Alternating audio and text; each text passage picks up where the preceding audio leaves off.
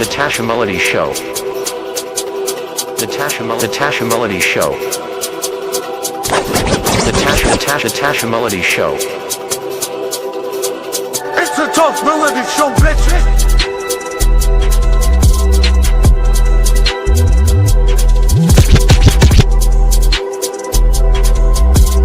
The Tasha Melody Show. The Tasha Melody Show.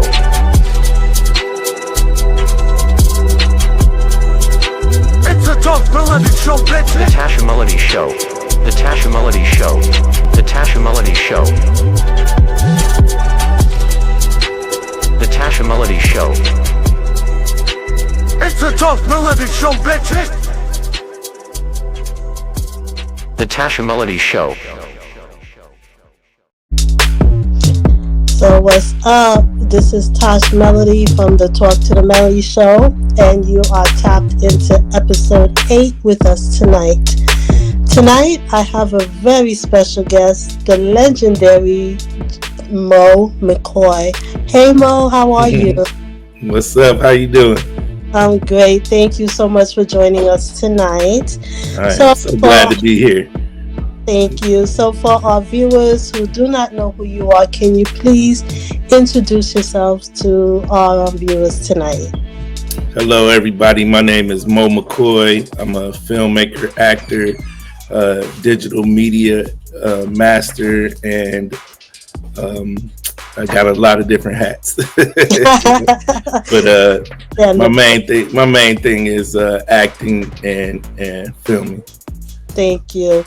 So let's start from the beginning. So where did it all start for you? Because you are definitely multi-talented. Mm-hmm. So where did your career start?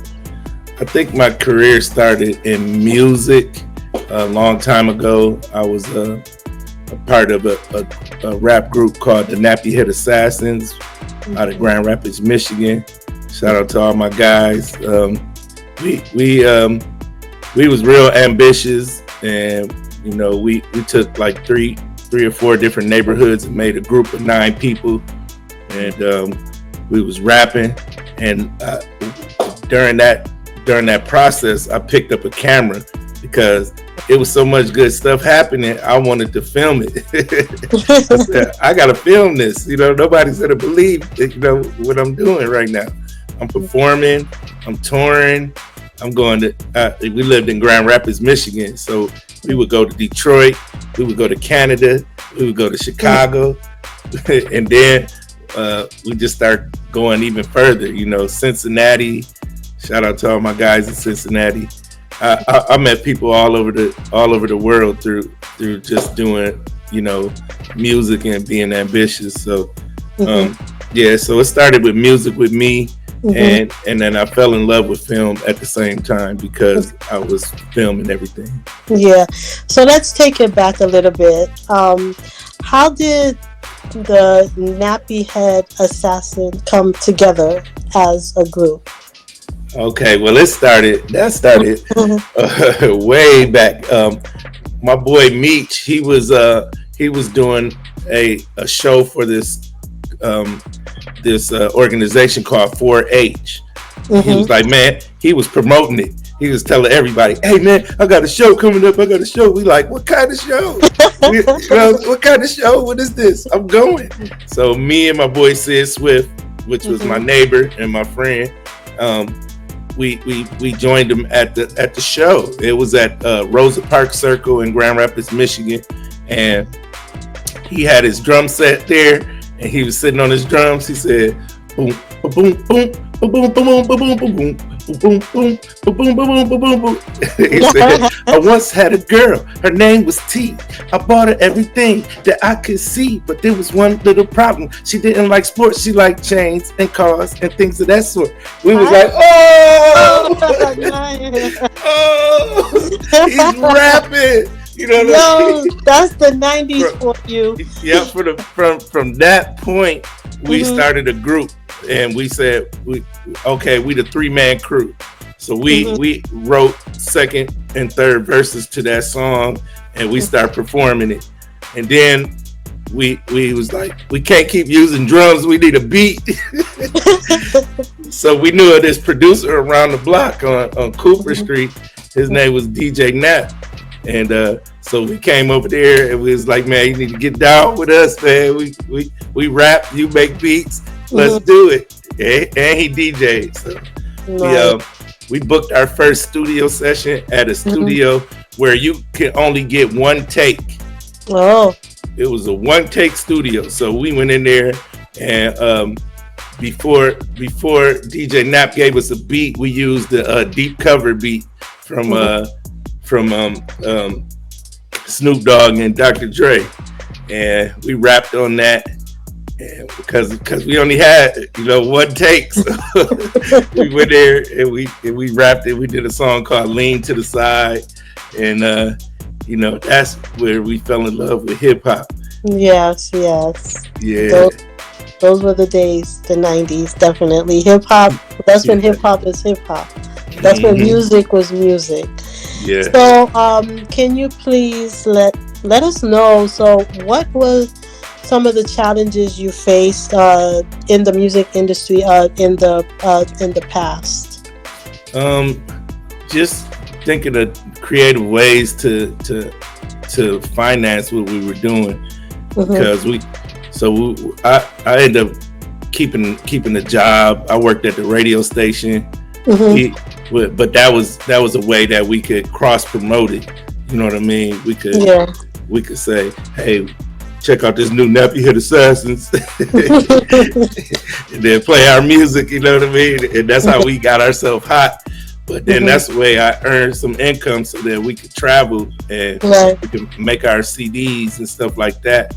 But while I was at the radio station, I got approached by a record label, and he offered us a record deal. His name was Price West. He had a record company called KJ Records. Okay.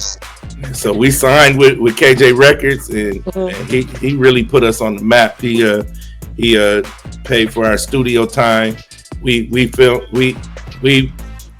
made our first album called Aim for the Sky in 13 hours at another studio called it was called Stockbridge Studios. And so, but he only would pay for basically, one day of studio time. It was a small record company. So we got it done, and we did 13 songs in one session, and that became Aim for the Sky. He ordered 1,000 CDs. He ordered 200 vinyl records of our singles, and we sent those out to all the DJs across the country. That's how you did it back then.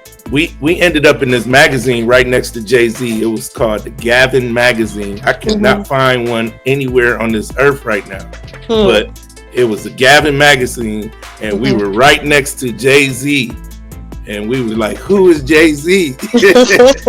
And I know Jay-Z was like, who are the Nappy Head Assassins? So, but we made enough buzz where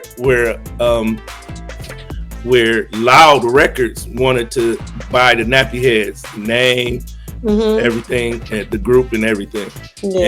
And Price West would not let us go. He was like, nah, he can't have what I got.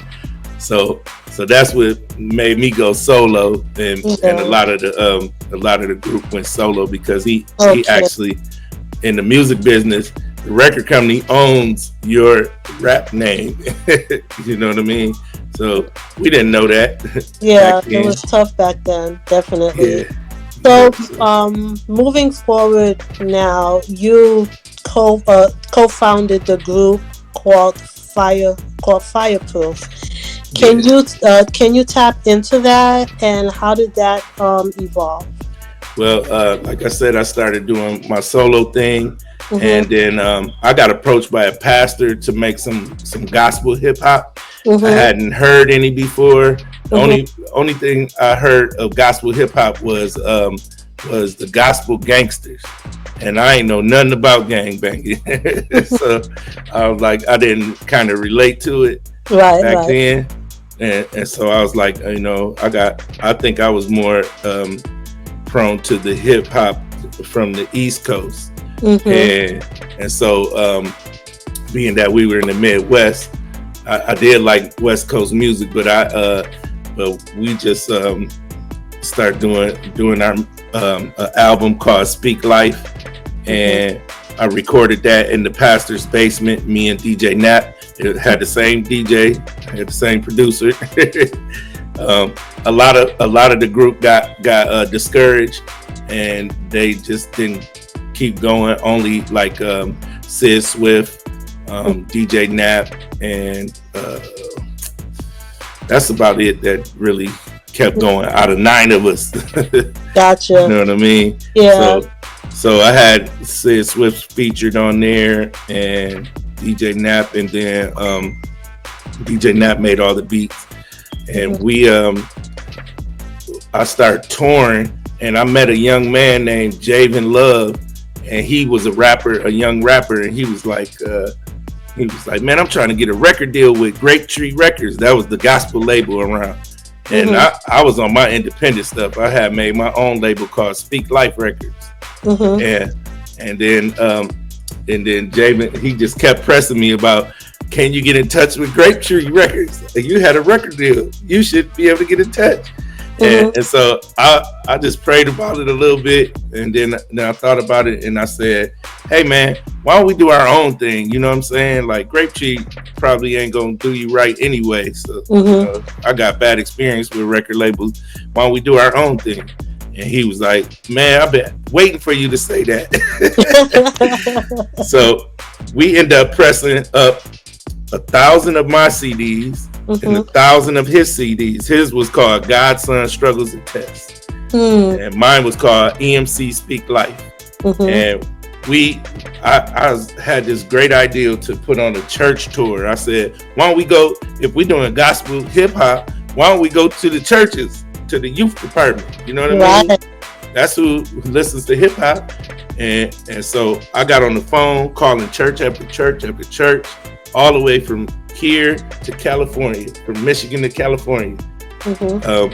We got booked in Ohio, Indiana, Chicago. We got booked in, and then we were selling both our CDs at the time too, and we were doing really good with it. And we went to Nebraska. That's why I love Omaha, Nebraska, because that was one of my main stops anytime I went west. So shout out to all my people in Nebraska, Omaha, Nebraska. Then we went to Denver. Then we had a lot of shows booked in California. They loved hip hop. A lot of churches did not. They were like, that's the devil. We don't want nothing to do with that. You know what I mean? And so the churches that did, I didn't focus on the no's. I focused on the yeses. I was always taught the law of average. And I ended up booking us in Sacramento,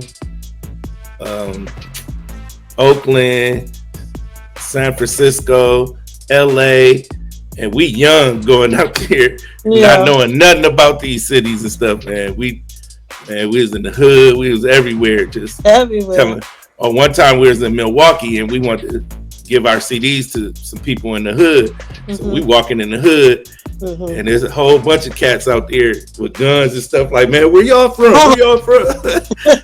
we from Michigan, man. We do gospel rap. We just want to give you this CD. They like, oh, that's what's up, man. Let me hear it. If it's whack, y'all not leave it. Put it in. And they loved it. That's nice. Yeah, that's nice. But can people still find your music? Oh yeah, EMC Speak Life, God's Son Struggles and Tests. That's still out. Then when we after we did a mega church in Sacramento, and that was Pastor Godot, and shout out to Drake Jones. He was the youth pastor, and he really believed in gospel hip hop. So he booked us, and we sold out all of our CDs in one day. Then he gave us a garbage bag of money. You know what I'm saying? And blessed us. He was like, y'all like how Moses did. You know what I mean? Went out there and just went on faith, and we want to bless y'all for it. Exactly. They even gave us an apartment. We stayed there for a couple weeks and just kind of worked with their youth for a while. Nice. Yeah, so their music got also a lot of recognition. Can you touch in their work that they did with the Freak Show? So when we came after we did that, we were talking about why don't we make ourselves a group, because we keep working together, and then we'll have one CD to sell, and it'll be easier to press up that. And we had to come up with a name. We went through 1,000 names. We were going to be the Living Legends. We went through a whole bunch of. We needed one word that described both of us. And fireproof was the word. So when we went back with our new name back to Michigan, we got on the radio, and we went up to the radio station, and we brought them our own coats. We started making our own shirts and coats and our own brand. So we made these coats with leather on it. I had a homeboy named Reg James. He has his own company, and he put leather on coats and stuff like that. So we put Fireproof, the Freak Show, and everything. It was a new show that was going on the biggest radio station in Grand Rapids. So can you let us know what was that show about? It was a 104.5. It was called The Freak Show. It was hosted by Brian Holmes, and we offered to do an intro for him. And we did it. We said, it's the Freak Show. It's the Freak Show. If you ain't heard about it, hear about it. Sit somewhere and listen to it. Freak Show.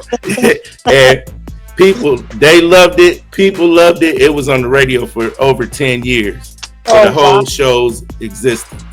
You know what I mean? So yes. And what state was that in?